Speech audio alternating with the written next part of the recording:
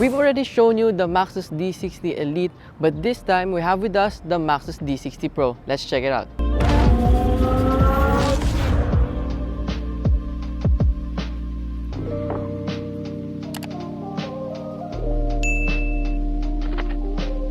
The D60 Pro is the first of two variants. There are a few differences, but the main difference is that itong Pro is 5-seater while the Elite is 7-seater. For pricing, the D60 Pro is currently priced at 1,148,000 Philippine pesos or 110,000 pesos less than the Elite. Looking here in front, the Maxus D60 is definitely very unique. For sure, isa siya sa pinaka-eye-catching na crossover sa market natin ngayon. It has LED daytime running lights right here, which looks very good during daytime or even nighttime. And it also acts as the turn signals. Then sa baba naman, you have the headlights, which are halogens for the Pro. And kung napapansin nyo, yung grille niya is simpler, which still looks very nice. On the side, the D60 Pro looks pretty identical with the Elite. Ang only difference lang niya is that 17-inch na lang yung wheels, which are wrapped in 215/65 Hankook tires. And then for the roof rails, sa Elite, continuous siya hanggang dito sa window. But this time, dito sa Pro, black na yung portion na to, which still looks very unique. And then you have a manual folding side mirrors with LED turn indicators. So check naman natin ngayon yung rear. The rear is definitely one of the best traits of the D60, especially at night. Actually, wala naman pinagkaiba yung Elite and dito sa Pro. So they're exactly the same. And this full LED light bar comes standard na. Plus, you have the Maxus name spelled out dito sa likod. The only thing na napansin namin dito na parang mali is the position of the tailgate release button, which is nandito sa rear wipers. Kasi instead of a one-step process na dito mo lang bubuksan, magiging two-step siya. So pipindutin mo here and then hihilain mo siya here. So I think that one is designed para sa power tailgate. And good luck na lang kapag pupunta ka sa parking and nahanapin ni Kuya Guard yung button mo, matatagalan kayo. So anyway, inside, once you open this, you can see na malaki yung space niya. And although we don't have the exact numbers, still, you can really see na very spacious dito sa loob. Plus, you have this cover na pwede mong i-push back. And then if you need more space, pwede mong i-fold flat completely yung second row. So now, let's check the interior. We're now here inside the D60 Pro and wala halos difference yung Pro sa Elite except for the seats. So ito, fabric na siya but still it's very comfy, maganda yung quality ng materials sa ginamit nila and meron siyang red stitching which are very nice.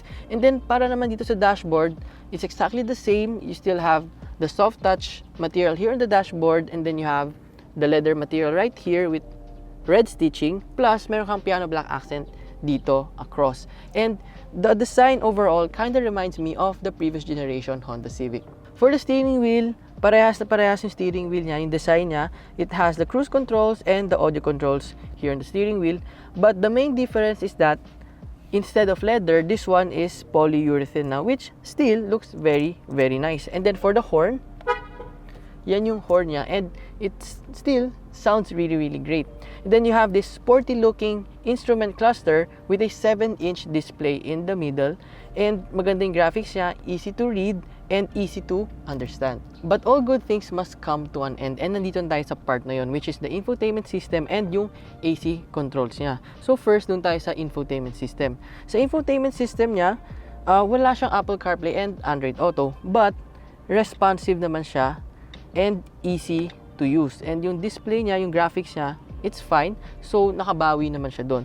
But, medyo nawawash out nga lang siya, lalo na kapag maliwanag and even kahit hindi. Like, ngayon, hindi ganun kaliwanag, pero nawawash out na siya ng konti. So, what more kapag lumiwanag pa? Plus, fingerprint magnet din yung kanyang screen material. So, mas nabablock nung fingerprints yung display niya dito. Kaya medyo mahirap na siya makita. And then, you have the reverse camera. And then, for the reverse camera, it's good na dyan, meron siyang guidance lines. But, during nighttime, talagang sobrang dilim niya. Medyo mahirap siyang gamitin and makita. And ngayon pa lang, nakikita nyo na, it's daytime, pero medyo madilim na siya. So, syempre, what more at night? Then, moving on, dito naman sa baba, for the AC controls, nakikita nyo here, di ba, mukha siyang touchscreen. But it's not. So, ang control siya is nandito. Ayan. And medyo naka-confusing siya gamitin at first kasi akala mo pipindutin mo dito. Pero ito talaga yung totoong i-adjust mo, which are the toggles. And mabagal yung kanyang response. Ayan, nakailang pindot ako pero hindi pa rin siya agad na maakyat. Mabagal talaga siya. And then you have the controls right here dito sa baba. And then you have your electronic parking brake with auto hold function. You have 2 cup holders, a place to store your phone, and then you have the center armrest na may malaking storage and 2 fast charging USB ports inside. Now here in the second row, makikita nyo the space is very big. Look at my leg room, my foot room, and headroom. They're awesome kasi malawak talaga siya. And then you have this center armrest with 2 cup holders. You have 2 back pockets and more back pockets dito sa taas. So marami ka pang pwedeng ilagay dyan. And then you have your aircon vents here sa gitna. And then you have a 12-volt power outlet and a USB charging port and another storage dito sa baba.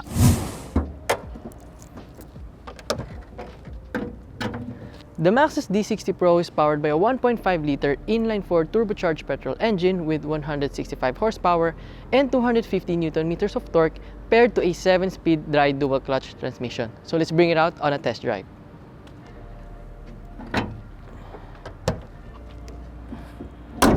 Safety features on the Maxus D60 Pro are dual front airbags, side airbags, electronic stabilization program, electronic brake assist, heel hold control, tire pressure monitoring system, and ISOFIX.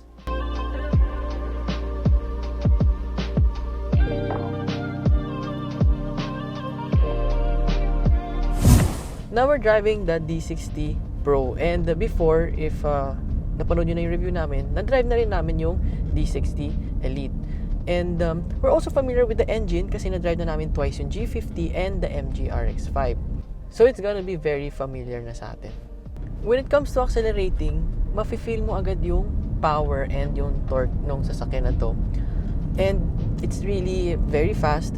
Kaya lang, only downside niya is that may konting delay siya. So, pag apak mo, lalo na at lower speeds, hindi agad kumakagat. So, may konting delay. Medyo may learning curve din yung pag-apak sa accelerator.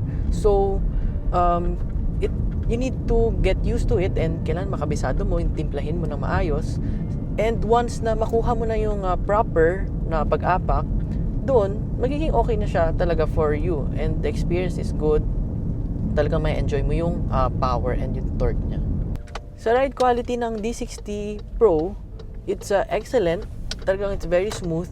Siguro it's because mas makapal na yung tires niya. And dahil nga, yung rims niya is smaller compared to the Elite. And then, magating naman sa road noise, wala siya ganong road noise, so it's excellent. And then, sa vibrations, meron siyang konti, pero not to the point na it's annoying na. So, overall, maganda, it's very smooth, yung ride quality. Pagdating sa steering and sa handling, this one is excellent.